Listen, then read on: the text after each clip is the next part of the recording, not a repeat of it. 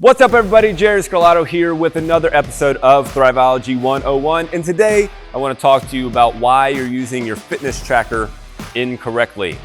Now, most of you use your fitness tracker as a step counter, which is fine.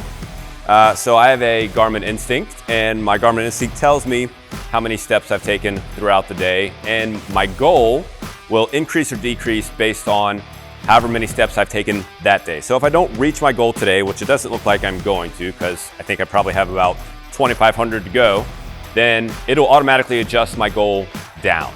10,000 steps is kind of the one that everyone shoots for. But why is it 10,000 steps, and why are these fitness trackers the thing that we use to track them? The reason that it is 10,000 steps is because back in the day, I think it was in the 70s or the 80s, whenever one of the first pedometers came out, there was a company over in Japan that made up this 10,000 step marker as a marketing ploy. Basically, they said, track your 10,000 steps. This is what you need to do in order to be fit.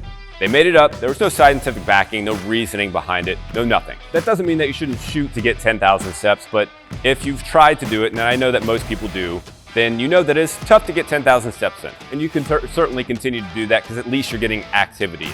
However, what you can be using and what you should be using your fitness tracker for instead is sleep. Now that does mean that you do have to wear this to bed.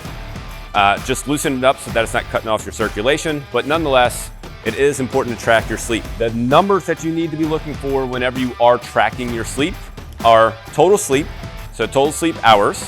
You are looking at REM sleep, and you are looking at deep sleep. So understand that these things aren't the most accurate whenever it comes to tracking your sleep. The most accurate fitness tracker out there so far that you can get that when it comes to sleep tracking is what's called an Oura ring. Okay, it's a ring that goes around your finger. It's about $400. Most people probably haven't even heard of them unless you're a biohacker or a serious endurance athlete. But an Oura ring will track your sleep pretty darn close to what it actually is. Fitness trackers are okay at it, but they are consistent, which is the important part.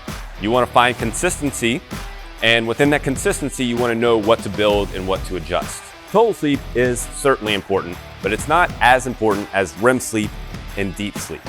The other number that you'll see in there is light sleep. You want to be able to increase your REM sleep and your deep sleep. Total sleep number is good. If it's close to 8, around 8 or above 8, that's what you're shooting for. However, the REM sleep and the deep sleep is what you're looking for.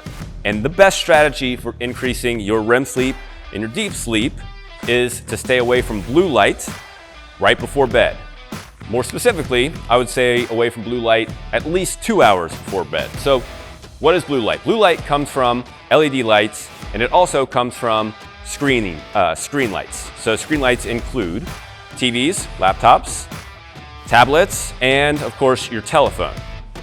Now, those are all things that we all look at some point within 2 hours before you go to bed. And if you notice that you aren't fully recuperated from an 8-hour night of sleep, then it's probably because your REM sleep and your deep sleep are not quite where they need to be.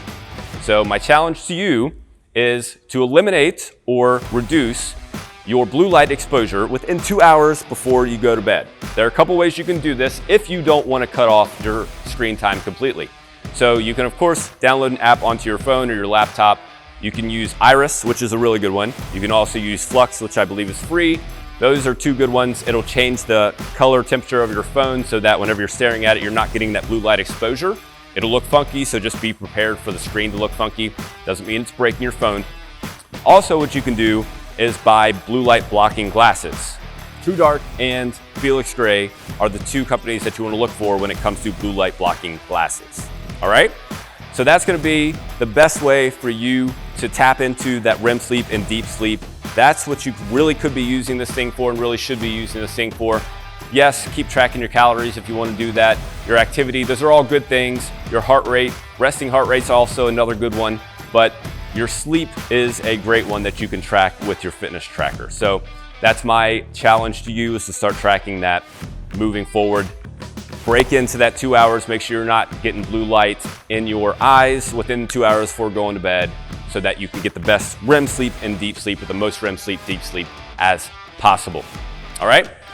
Thank you so much for checking out this video today. Make sure that you share, subscribe, and comment to let us know if you have any questions or any topics that you would like to know about. And until next time, my friends, here's to your success in fitness mastery.